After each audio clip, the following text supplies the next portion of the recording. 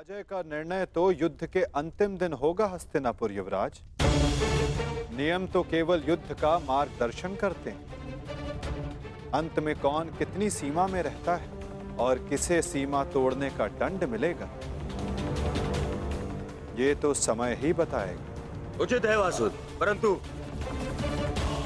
मैंने जो कारण गिनवाए, क्या उसका उत्तर किसी के पास है? अर्जुन, भीम, युधिष्ठिर, किसी के पास उत्तर नहीं है। उत्तर मेरे पास है दुर्योधन।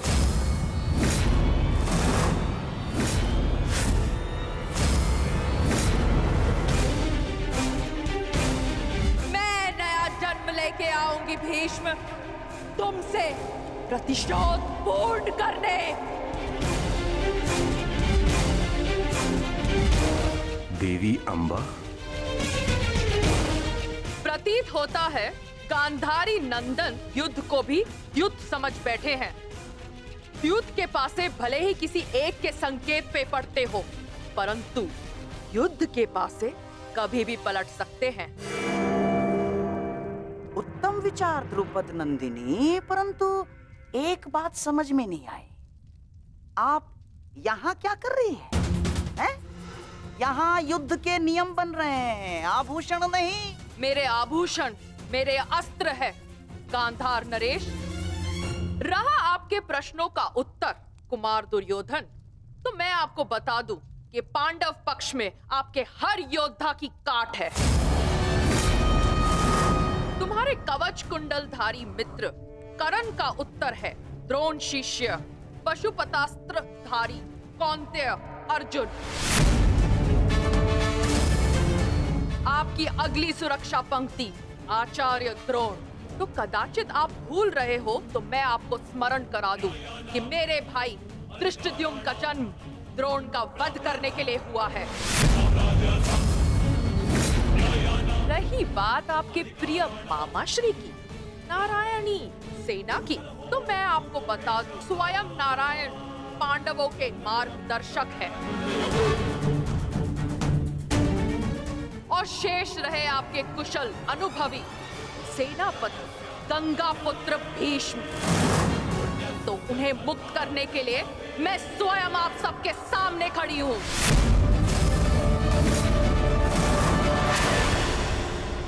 महाबली भीष्म को संसार भीषण से भीषण अपनी प्रतिज्ञा से जानते हैं, तो उन्हें यह प्रतिज्ञा भी निभानी होगी कि वो मेरे सामने शस्त्र नहीं उठाएंगे।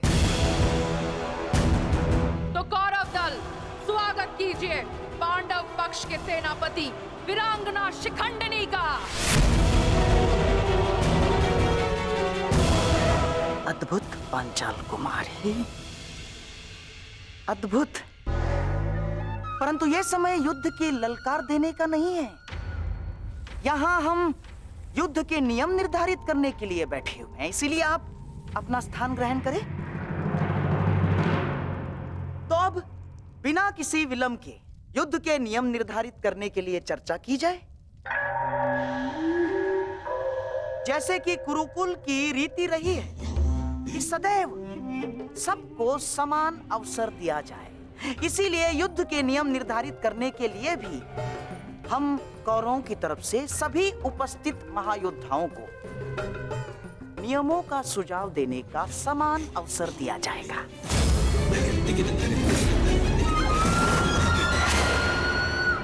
और हाँ, मैं ये जानता हूं कि पांडव पक्ष मामा श्री शकुनी का मुख अधिक समय तक नहीं देख सकते, इसीलिए मैं अपना सुझाव आरंभ में ही दे देता हूं। समस्त आर्यव्रत में युद्ध चाहे जितने भी दिन चले, परंतु आरंभ सूर्योदय से होता है और सूर्यास्त होते ही युद्ध भी थम जाता है। परंतु इस बार नियम में एक छोटा सा परिवर्तन होगा।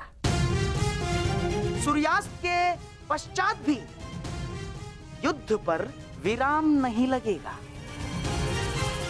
तब तक जब तक अंधकार इतना सघन न हो जाए कि योद्धाओं को मशाल के प्रकाश में भी कुछ दिखाई न दे।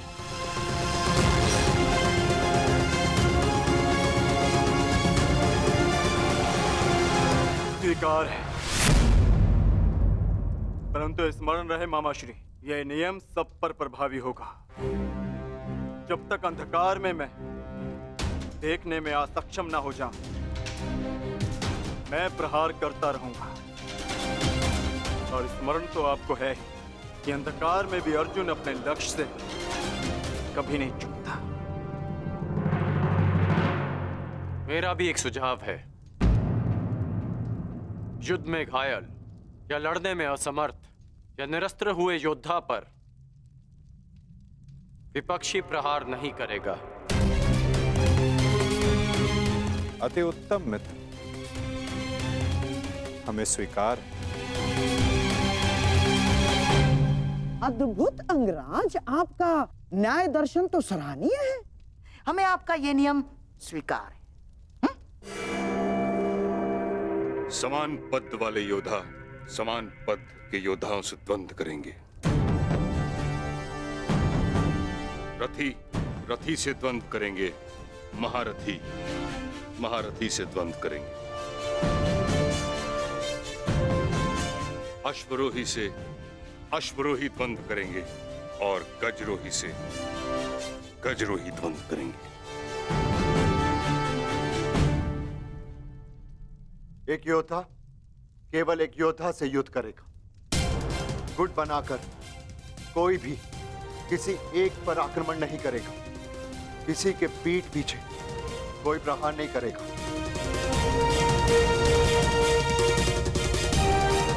यदि विपक्षी ने पहले छल किया तो क्या प्रतिपक्षी को उसका उत्तर देने का अधिकार है? वो योद्धा की सोच पर निर्भर करता है विकोदर। एक महत्वपूर्ण नियम, इस युद्ध में वही योद्धा एक दूसरे का सामना कर सकता है जिसके पास समान रूप से अस्त्र, शस्त्र और शक्ति होगी। दुर्बल पर प्रहार करना निषेध होगा।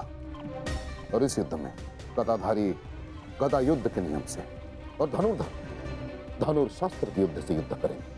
और सबसे महत्वपूर्ण नियम, इस युद्ध में किसी भी प्रकार का छल, कुचक्र या षड्यंत्र नहीं होगा। स्मरण रहे। हमें स्वीकार है।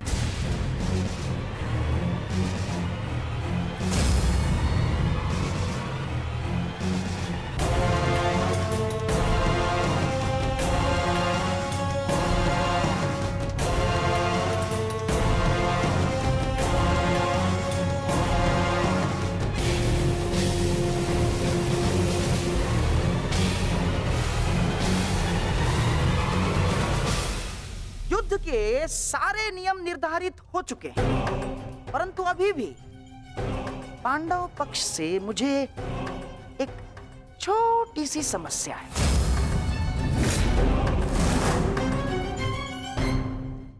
युद्ध के सारे नियम निर्धारित हो चुके हैं, परंतु अभी भी पांडव पक्ष से मुझे एक छोटी सी समस्या है। कैसी समस्या गंधार राज? धर्मराज ना, अर्थात ये युद्ध समान पद, बल, शक्ति और हम पुरुषों के मध्य हो रहा है, तो आपके दल में एक स्त्री क्या कर रही है?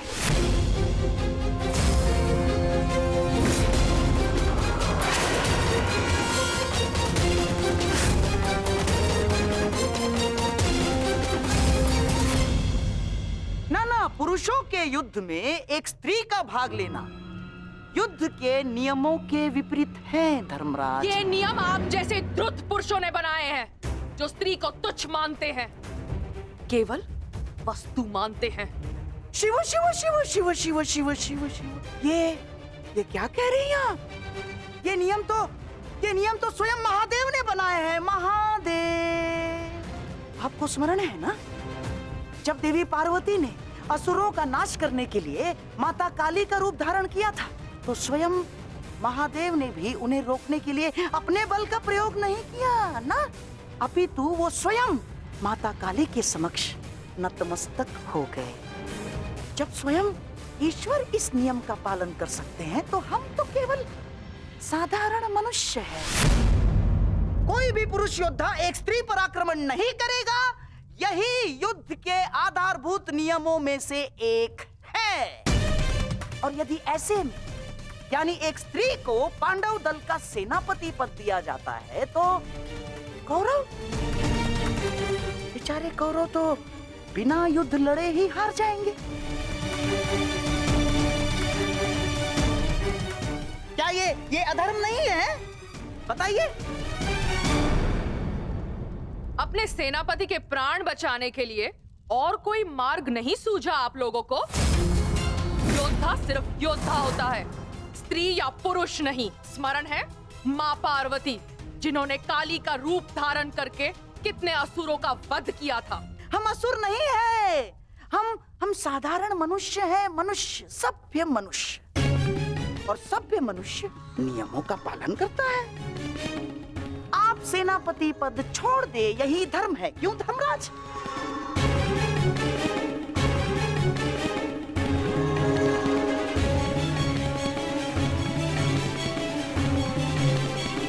हाँ, तो सबके समक्ष युद्ध के सभी नियम निर्धारित हो चुके हैं। हाँ, परंतु अभी भी किसी के मन में शंका कुशंका हो तो यहाँ अपने विचार प्रकट कर सकते हैं।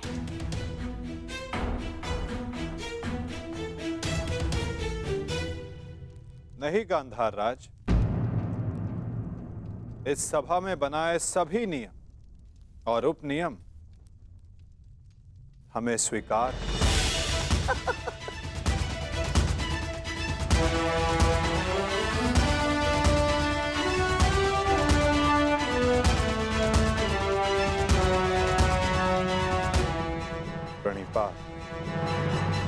प्रणिपात।